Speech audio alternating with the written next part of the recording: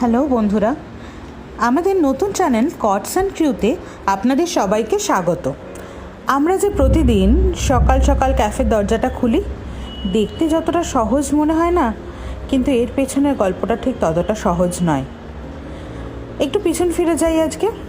2019 সালে যখন জার্নিটা শুরু করেছিলাম, তখন মনে মনে ভেবেছিলাম, বাহ কি আরামের কাজ, নিজের একটা ব্যবসা হবে, কোনো বসের গালমন্দ শোনার বালাই নেই, বকাঝকা করার কেউ নেই, যা করব নিজের ইচ্ছেতে করব।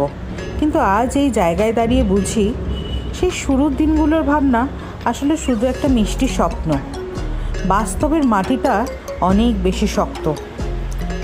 বাইরে থেকে মনে হতে পারে যে ক্যাফে চালানোটা খুব গ্ল্যামারাস বা মজার একটা কাজ, কিন্তু একটা ব্যবসা নিজের পায়ে দাঁড় করানো যে কতটা ঝক্কি তা কেবল একজন ব্যবসায়ী বোঝেন। চাকরির একটা নির্দিষ্ট সময় থাকে, কিন্তু নিজের ব্যবসার কোনো সময় নেই। আর এর পেছনে যে কায়িক পরিশ্রম থাকে, তার বাইরে থেকে কোনোভাবেই আন্দাজ করা যায় না। কিন্তু এই যাত্রাতে আমার সাথে আছে আমার গোটা টিম। এই যেমন ধরুন, প্রতিদিন সকালবেলায় ক্যাফে খোলার পরে পাক্কা 1 ঘন্টা 15 মিনিটের কাজ থাকে। আমি করি না এই কাজটা মেনলি রিয়া আর প্রিয়াঙ্কাই করে।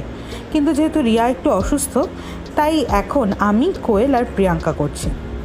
টেবিল মোছা, মেঝে পরিষ্কার করা, বাইরেটা পরিষ্কার করা, সব গোছগাছ করা 1 ঘন্টা 15 মিনিটে হাড় ভাঙা খাটুনি না দিলে দিনের শুরুটা করাই যায় না। কোনো ফাঁকি দেওয়ার জায়গা নেই এখানে।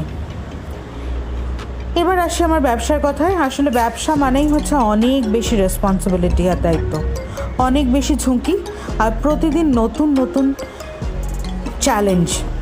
কিন্তু দিনের শেষে যখন কোনো কাস্টমার খুশি হয়ে ফিরে যান, তখন মনে হয় এই সব কষ্ট সার্থক।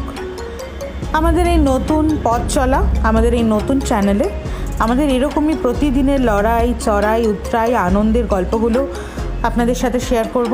পাশে থাকবেন, দেখতে থাকুন কটস অ্যান্ড ক্রিউ। সাবস্ক্রাইব করবেন প্লিজ।